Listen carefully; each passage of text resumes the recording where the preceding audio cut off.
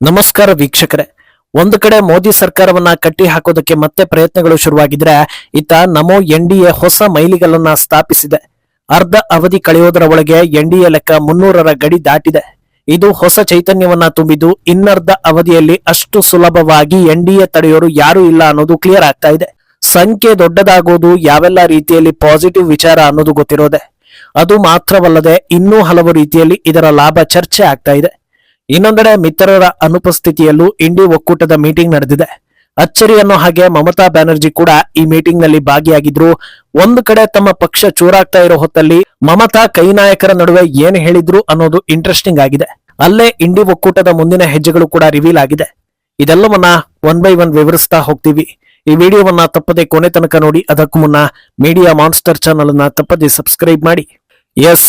2014ರಲ್ಲಿ ಭಾರತದ ಇತಿಹಾಸದಲ್ಲಿ ಕಾಂಗ್ರೆಸ್ ನಂತರ ಒಂದು ಪಕ್ಷ ಏಕಾಂಗಿಯಾಗಿ ಬಹುಮತ ಹೊಂದಿ ಸರ್ಕಾರ ರಚಿಸಿದ ಖ್ಯಾತಿ ಪಡ್ಕೊಳ್ತು. ಅದರ ಮುಂದಿನ ಎಲೆಕ್ಷನ್ ಅಂದ್ರೆ 2019ರಲ್ಲಿ ಬಿಜೆಪಿ 303 ಸೀಟ್ ಪಡೆಯುವ ಮೂಲಕ ಅನ್ಸ್ಟಾಪೇಬಲ್ ಅನ್ನೋದನ್ನ ಪ್ರೂವ್ ಮಾಡ್ತು. ಈ ರೇಂಜ್ ಗ್ರಾಫ್ ಇರೋವಾಗ 2024ರಲ್ಲಿ ಅದ್ ಹೇಗೆ ಕಮ್ಮಿ ಆಗುತ್ತೆ? ಒಂದು 400 ಸೀಟ್ಗಳನ್ನ ಎಕ್ಸ್ಪೆಕ್ಟ್ ಮಾಡೋಣ ಅಂತ ಮಾಧ್ಯಮಗಳು ಅಂದುಕೊಂಡ್ರೆ ಮೆಜಾರಿಟಿ ರೀಚ್ ಆಗದೆ ಬಿಜೆಪಿ 240ಕ್ಕೆ ಕುಸಿದು ಬಿತ್ತು. ಇದು ಹೊಡೆತ ಅಂತ ವಿಪಕ್ಷಗಳು ಪರಿಗಣಿಸೋ ಹೊತ್ತಲ್ಲಿ ಯಶಸ್ವಿಯಾಗಿ ಎನ್ಡಿಎ ಸರ್ಕಾರವನ್ನ ರಚಿಸಿದ್ದು ಈಗ ಇತಿಹಾಸ. ಆದ್ರೆ ಕಳೆದ 2 ಅವಧಿಗಳಿಗೆ ಹೋಲಿಸಿದ್ರೆ ದೊಡ್ಡ ಮಟ್ಟದ ಕ್ರಾಂತಿ ಆಗ್ತಾ ಇರೋದು ಈ ಅವಧಿಯಲ್ಲೇ. ಈಗ ಈ ಕ್ರಾಂತಿ ಈ ಅವಧಿ ಪೂರ್ತಿ ಮುಂದುವರಿಯಲಿದೆ ಅನ್ನೋದು ಸ್ಪಷ್ಟವಾಗಿದೆ. ಬಂಗಾಳದಲ್ಲಿ ಟಿಎಂಸಿ ಪರಿಸ್ಥಿತಿ ಏನಾಗಿದೆ, ಏನೆಲ್ಲ ಆಗ್ತಾ ಇದೆ ಅನ್ನೋದನ್ನ ನೋಡ್ತಾ ಇದ್ದೀರಾ. ವಿಧಾನಸಭೆಯಲ್ಲಿ ಒಂದು ರೀತಿ ಹೊಡೆತ ಬೀಳ್ತಾ ಇದ್ರೆ, ಲೋಕಸಭೆಯಲ್ಲೂ ಕೂಡ ಮಮತಾಗೆ ದೊಡ್ಡ ಹೊಡೆತ ಬಿದ್ದಿದೆ. ಸುಮಾರು 200 ಟಿಎಂಸಿ ಎಂಪಿಗಳು ಹೊರಬರೋದು ಕನ್ಫರ್ಮ್ ಆಗಿದ್ದು, ಎನ್ಡಿಎಗೆ ಬೆಂಬಲ ಘೋಷಣೆ ಮಾಡಿದ್ದಾರೆ. ಪಕ್ಷದಿಂದ ಹೊರಗಿದ್ದು ಪ್ರತ್ಯೇಕ ಪಡೆಯಾಗಿ ಇದ್ದುಕೊಂಡೇ ಎನ್ಡಿಎಗೆ ಬೆಂಬಲ ಕೊಡೋದು ಕನ್ಫರ್ಮ್ ಆಗಿದೆ. ಈ ಮೂಲಕ ಎನ್ಡಿಎ ಲೆಕ್ಕ 293 ಇದ್ದಿದ್ದು 313ಕ್ಕೆ ಏರಿಕೆಯಾಗಿದೆ. ಇಷ್ಟು ವರ್ಷಗಳ ಕಾಲ ಎಲೆಕ್ಷನ್ಗೂ ಮುನ್ನ 300-400 ಅಂತ ಟಾರ್ಗೆಟ್ ಇಟ್ಕೊಳ್ತಾ ಇದ್ರು. ಆದ್ರೆ ಈ ಬಾರಿ ಮಧ್ಯ ಅವಧಿಯಲ್ಲಿ ಗೋಲ್ ರೀಚ್ ಆಗಿದೆ. ಇನ್ನು ಮುಂದೆ ಎನ್ಡಿಎ ಪಾಸ್ ಮಾಡೋ ಬಿಲ್ಗಳನ್ನ ತಡೆಯೋದು ಕಷ್ಟ ಆಗುತ್ತೆ. ಈ 20 ಜನರ ಬೆಂಬಲ ಮಾತ್ರವಲ್ಲದೆ ಡಿಎಂಕೆ ಕೂಡ ಈಗ ಕಾಂಗ್ರೆಸ್ ವಿರುದ್ಧ ನಿಂತಿದೆ. ಅವರು ಎಲ್ಲಾ ಬಿಲ್ಗೂ ಸಪೋರ್ಟ್ ಮಾಡಬೇಕು ಅಂತ ಏನೂ ಇಲ್ಲ. ಕೊನೆ ಪಕ್ಷ ವಿ ಆರ್ ನಾಟ್ ಇಂಟ್ರೆಸ್ಟೆಡ್ ಅಂತ ಹೊರ ನಡೆದ್ರು ಕೂಡ ಸಾಕು, ಎನ್ಡಿಎ ಹಾದಿ ಸುಗಮ ಆಗುತ್ತೆ. ಸದ್ಯ ಲೋಕಸಭೆ ವಿಷಯದಲ್ಲಿ ಚರ್ಚೆ ಆಗ್ತಾ ಇರೋದು ಡಿಲಿಮಿಟೇಷನ್ ಬಿಲ್. ಮತ್ತೊಮ್ಮೆ ಅದನ್ನ ಮಂಡಿಸೋದಕ್ಕೆ ಎನ್ಡಿಎ ರೆಡಿಯಾಗಿರೋ ಹೊತ್ತಲ್ಲಿ ಈ ಶುಭ ಶಕುನಗಳು ನಡೀತಾ ಇದೆ. ಅಚ್ಚರಿ ಅಂದ್ರೆ ಸ್ಟಾಲಿನ್ ಕೂಡ ತಮಿಳುನಾಡಿಗೆ ಈ ಬಿಲ್ ಪೂರಕವಾಗಿದ್ರೆ ಖಂಡಿತ ಇದಕ್ಕೆ ನಾನು ಬೆಂಬಲ ಕೊಡ್ತೀವಿ ಅನ್ನೋದನ್ನ ಹೇಳಿದ್ರು.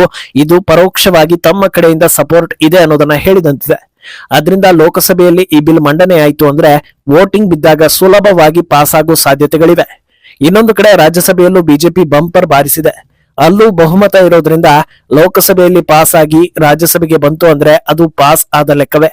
ಡಿಲಿಮಿಟೇಷನ್ ಬೆನ್ನ ಹಿಂದೆಯೇ ಮಹಿಳಾ ಮೀಸಲಾತಿ ಕೂಡ ಜಾರಿ ಆಗೋದ್ರಿಂದ ಈ ಅವಧಿ ಬಿಜೆಪಿ ಹಾಗೂ ಎನ್ಡಿಎ ಪಾಲಿಗೆ ಅತ್ಯಂತ ಮಹತ್ವದ್ದು ಎನ್ನಿಸಿಕೊಳ್ಳಲಿದೆ. ಪಾಸಿಟಿವ್ ಅಲೆ ಹೆಚ್ಚಾಗಲಿದೆ. ಈ ನಂಬರ್ ಗೇಮ್ ನಲ್ಲಿ ಮುಂದೆ ಸಾಗಿರೋದು ಇನ್ನು ಬರಲಿರೋ ಪ್ರಮುಖ ಬಿಲ್ಗಳನ್ನ ಪಾಸ್ ಮಾಡೋದಕ್ಕೂ ಕೂಡ ಸಹಕಾರಿಯಾಗಿದೆ. 2047ರ ವಿಕಸಿತ ಭಾರತದ ಗುರಿ ಇಟ್ಕೊಂಡಿರೋ ಮೋದಿ ಸರ್ಕಾರ ಇಂತಿಷ್ಟು ವರ್ಷಗಳಲ್ಲಿ ಅದರ ಇಂಪ್ಯಾಕ್ಟ್ ಕಾಣಿಸ್ಬೇಕು ಅನ್ನೋ ವಿಷನ್ ಇಟ್ಕೊಂಡು ಕೆಲಸ ಮಾಡ್ತಾ ಇದೆ.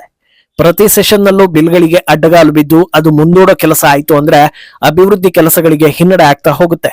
ಈ ದೃಷ್ಟಿಯಲ್ಲಿ ಈ 20 ಎಂಪಿಗಳ ಬೆಂಬಲ ಗೇಮ್ ಚೇಂಜರ್ ಅನ್ನಿಸ್ಕೊಳ್ತಾ ಇದೆ. ಅಲ್ಲದೆ ಈಗ ಯಾವುದಾದ್ರೂ ವಿಚಾರದ ಕುರಿತು ಚರ್ಚೆ ಬಂದಾಗ ಅನಾವಶ್ಯಕವಾಗಿ ಟೈಮ್ ವೇಸ್ಟ್ ಮಾಡೋ ತಂತ್ರಕ್ಕೂ ಕೂಡ ಹೊಡೆತ ಬಿದ್ದಂತಾಗಿದೆ. ಡಿಎಂಕೆ ಎಂಪಿಗಳು ಕಾಂಗ್ರೆಸ್ಗೆ ಬೆಂಬಲ ಕೊಟ್ಟು ಮಾತಾಡೋದಿಲ್ಲ. ಈ 20 ಎಂಪಿಗಳು ಎನ್ಡಿಎ ಪರವಾಗಿ ನಿಲ್ತಾರೆ. ಆದ್ರಿಂದ ವಿರುದ್ಧ ದನಿ ಏರಿಸುವವರ ಪ್ರಮಾಣ ಕಡಿಮೆ ಆಗಿರೋದು ಕೂಡ ಪಾಸಿಟಿವ್ ಎನಿಸ್ಕೊಳ್ತಾ ಇದೆ. ಇನ್ನೊಂದು ಪ್ರಮುಖ ವಿಚಾರ ಅಂದ್ರೆ ಸದ್ಯ ಜಗತ್ತು ಮಧ್ಯಪ್ರಾಚ್ಯ ಯುದ್ಧದ ಸಂಕಷ್ಟದಲ್ಲಿದೆ. ಸ್ವಲ್ಪ ದಿನ ಅಲ್ಲಿಯ ವಾತಾವರಣ ತಣ್ಣಗಿದ್ರು ಬೂದಿ ಮುಚ್ಚಿದ ಕೆಂಡದ ಹಾಗಿತ್ತು. ಈಗ ನೋಡಿದ್ರೆ ಮತ್ತೆ ವಾರ್ ಶುರುವಾಗಿದೆ ಅನ್ನೋ ಸುದ್ದಿಗಳು ಬರ್ತಾ ಇವೆ. ಇಂಥ ಹೊತ್ತಲ್ಲಿ ಮೊದಲಿನಂತೆ ತೈಲ ಪೂರೈಕೆ, ಇಂಧನ ಪೂರೈಕೆ ಅಸಾಧ್ಯ ಆಗಿರೋದ್ರಿಂದ ಮುಂದಿನ ಕೆಲ ದಿನಗಳು ಭಾರತ ಹಾಗೂ ಭಾರತೀಯರ ಪಾಲಿಗೆ ಕ್ರೂಷಿಯಲ್ ಅನ್ನೋದ್ರಲ್ಲಿ ಯಾವ ಅನುಮಾನವೂ ಇಲ್ಲ. ಈ ಹೊತ್ತಲ್ಲಿ ಕೆಲವೊಂದು ದಿಢೀರ್ ನಿರ್ಧಾರಗಳನ್ನ ಹಾಗೂ ಕೆಲವೊಂದು ಕಾಯ್ದೆಗಳನ್ನ ತುರಾತುರಿಯಲ್ಲಿ ಪಾಸ್ ಮಾಡಲೇಬೇಕಾದ ಅನಿವಾರ್ಯತೆ ಬರಬಹುದು. ಇಂಥ ಹೊತ್ತಲ್ಲಿ ಅದಕ್ಕೆ ಅಡ್ಡಗಾಲು ಹಾಕೋದನ್ನ ತಪ್ಪಿಸೋ ಕೆಲಸ ಇದರಿಂದ ಸಾಧ್ಯವಾಗಬಹುದು. ಹಾಗನ್ನ ಮಾತ್ರಕ್ಕೆ ಕೇಂದ್ರ ಸರ್ಕಾರ ಪಾಸ್ ಮಾಡೋ ಬಿಲ್ ಅನ್ನ ಯಾರು ಅಪೋಸ್ ಮಾಡ್ಲೇಬಾರದು. ಅವರು ಏನ್ ಹೇಳ್ತಾರೋ ಅದನ್ನ ಕೈ ಕಟ್ಟಿ ಬಾಯಿ ಮುಚ್ಕೊಂಡು ಎಲ್ಲರೂ ಪಾಲಿಸಬೇಕು. ಅಪೋಸ್ ಮಾಡೋರೆಲ್ಲ ದೇಶ ದ್ರೋಹಿಗಳು ಅಂತ ಖಂಡಿತ ಅಲ್ಲ. ಎಲ್ಲಾ ವಿಚಾರದಲ್ಲೂ ಚರ್ಚೆಗಳು ಅಗತ್ಯವೇ. ಆದ್ರೆ ಈವರೆಗೆ ರಾಹುಲ್ ನೇತೃತ್ವದ ವಿಪಕ್ಷ ಎಷ್ಟರ ಮಟ್ಟಿಗೆ ಆರೋಗ್ಯಕರ ಚರ್ಚೆ ಮಾಡಿದೆ? ಅಂತ ಚರ್ಚೆಗೆ ಅವಕಾಶ ಮಾಡಿ ಕೊಟ್ಟಿದೆ ಅಂತ ನೋಡಿದ್ರೆ ಉತ್ತರ 0. ಯಾವುದೇ ಕಾಯ್ದೆ ಅಥವಾ ಪ್ರಮುಖ ಚರ್ಚಾ ವಿಚಾರದಲ್ಲಿ ರಾಹುಲ್ ಕಣ್ಣಿಗೆ ಕಾಣೋದು ಜಾತಿ ಮತ್ತು ಧರ್ಮ. ಅಂತ ವಕ್ಫ್ ಕಾಯ್ದೆಯ ಗಂಭೀರತೆಯನ್ನ ಅರ್ಥ ಮಾಡಿಕೊಳ್ಳೋದನ್ನ ಬಿಟ್ಟು ಅಲ್ಲೂ ಜಾತಿ ಧರ್ಮ ಅಂತ ಹೋದ ಇತಿಹಾಸ ಇದೆ. ಹೀಗಿರುವಾಗ ಯಾವ ವಿಚಾರದಲ್ಲಿ ಇವರು ಆರೋಗ್ಯಕರ ಚರ್ಚೆಗೆ ಅವಕಾಶ ಮಾಡಿಕೊಡ್ತಾರೆ?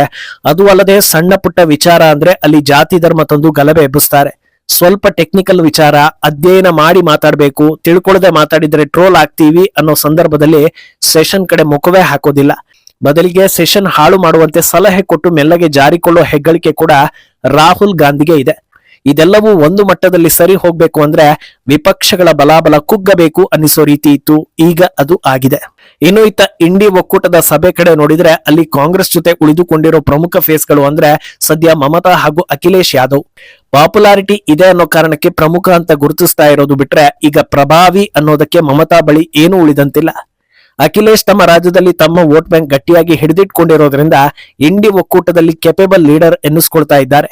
ಇದನ್ನ ಬಿಟ್ರೆ ಹೀನಾಯ ಸೋಲು ಕಂಡು ಇನ್ನು ಮೇಲೇಳುವುದು ಸುಲಭ ಇಲ್ಲ ಎನ್ನಿಸ್ಕೊಂಡಿರೋ ತೇಜಸ್ವಿ ಯಾದವ್ ಇಂಡಿ ಒಕ್ಕೂಟದಲ್ಲೂ ಹಾಜರಿದ್ದು ಅವಕಾಶ ಸಿಕ್ಕಾಗ ಮೋದಿ ಸರ್ಕಾರ ಹಾಗೂ ಮೋದಿಯನ್ನ ಹೊಗಳು ಸುಪ್ರಿಯಾ ಸುಳೆ ಹಾಗೂ ಕಾಶ್ಮೀರದ ಒಮರ್ ಅಬ್ದುಲ್ಲಾ ಕೂಡ ಈ ಹೈ ವೋಲ್ಟೇಜ್ ಮೀಟಿಂಗ್ ನಲ್ಲಿ ಭಾಗಿಯಾಗಿದ್ರು. ಇಲ್ಲಿ ಸದ್ಯ ಎಲ್ಲರ ಬಳಿ ಸಹಾಯ ಹಸ್ತ ಚಾಚುತ್ತಿರೋ ಮಮತಾ ಮಾಡಿದ ಗಂಭೀರ ಆರೋಪ ಅಂದ್ರೆ ವೋಟ್ ಚೋರಿಯಿಂದ ನಮಗೆ ಸೋಲಾಗಿದೆ ಅಂತ. ಸರಿ, ಗೆದ್ದವರಲ್ಲಿ ಎಷ್ಟು ಜನರು ನಿಮ್ಮ ಬಳಿ ಇದ್ದಾರೆ ಹೇಳಿ ಅಂತ ಕೇಳಿದ್ರೆ ಬಹುಶಃ ಮಮತಾಗೆ ಪ್ರಜ್ಞೆ ತಪ್ಪಿ ಹೋಗಬಹುದೇನೋ ಅಂತ ಜನರು ಆಡಿಕೊಳ್ತಾ ಇದ್ದಾರೆ. ಹೋಗ್ಲಿ ಬಿಡಿ, ಸೋಲಿನ ಹತಾಶೆಯಿಂದ ಇಂಥ ಆರೋಪ ಮಾಡ್ತಾ ಇರೋದು ಸಹಜ.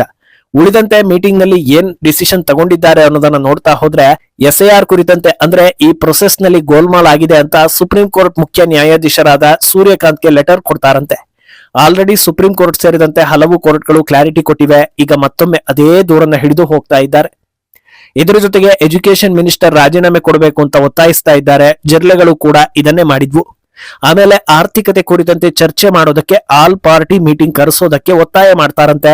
ಇದನ್ನ ಮಾಡಬಹುದು, ಈ ರೀತಿ ಕೇಳೋ ಹಕ್ಕು ಖಂಡಿತ ಅಪೋಸಿಷನ್ ಪಾರ್ಟಿಗಳಿಗೆ ಇದೆ. ಆದ್ರೆ ಚರ್ಚೆ ಮಾಡೋ ಟೈಮ್ ನಲ್ಲಿ ಸರಿಯಾಗಿ ಚರ್ಚೆ ನಡೆಸೋದಕ್ಕೆ ಅವಕಾಶ ಮಾಡಿಕೊಡ್ಬೇಕು ಅಷ್ಟೇ. ಆಮೇಲೆ ಇನ್ನು ಮುಂದೆ ಪ್ರತಿ 2 ತಿಂಗಳಿಗೊಮ್ಮೆ ಇಂಡಿಯಾ ಒಕ್ಕೂಟದ ಎಲ್ಲರೂ ಸೇರಿ ಒಂದು ಮೀಟಿಂಗ್ ಮಾಡ್ತಾರಂತೆ. ಆದ್ರೆ ಪ್ರತಿ ಸಲವೂ ಬಲಾಬಲ ಅಷ್ಟೇ ಉಳಿಯುತ್ತಾ ಇಲ್ವಾ ಅನ್ನೋದು ಗೊತ್ತಿಲ್ಲ.